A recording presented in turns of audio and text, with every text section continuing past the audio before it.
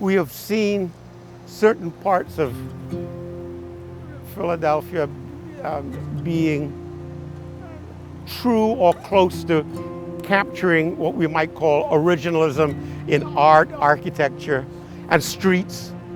This is clearly one of those 1780s streets. It's called Dock Street. It leads you right to the docks. But it's been closed. You wouldn't want to have cars run over this. You wouldn't want to actually ride a bike or do any of the other activities over this. But they've commemorated this as a sort of a street. But I have a story with the street that I think would be wonderful, and I have it told. I've told it on the website, and it's in your little package. It's on this spot, right around here, that Gouverneur Morris lost his leg. Now, Gouverneur Morris was a ladies' man. And he was dashing, and he was, let's say, cavalier. And one day in the 1780s, he's in a carriage with a married woman.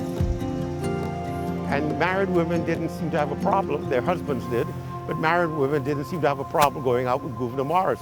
And then you first full well what they were getting themselves into. So the question, where do we go from here, is pretty clear. And one of these occasions, he was with a woman, and the irate husband ran behind the carriage, and Gouverneur Morris jumped out and tried to run away. And he fell, and the carriage wheels went over his leg.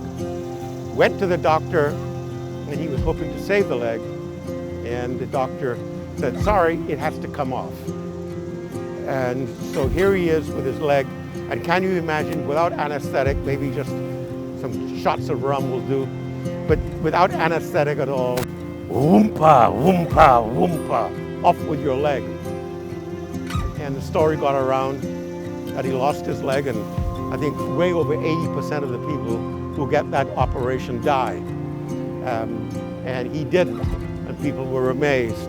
And John Jay wrote to him and said, oh, I understand that you lost something recently. I wish it were something else that you'd lost.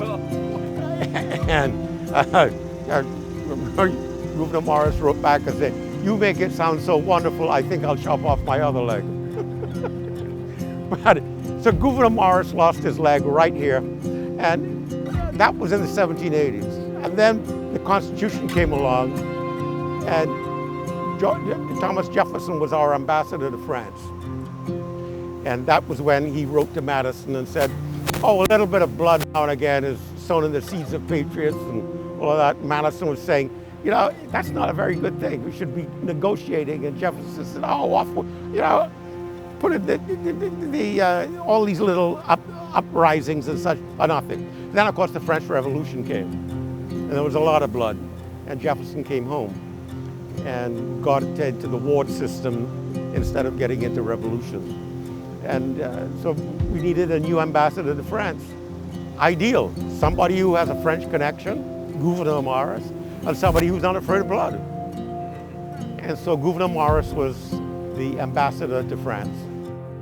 And on that note, we must eat.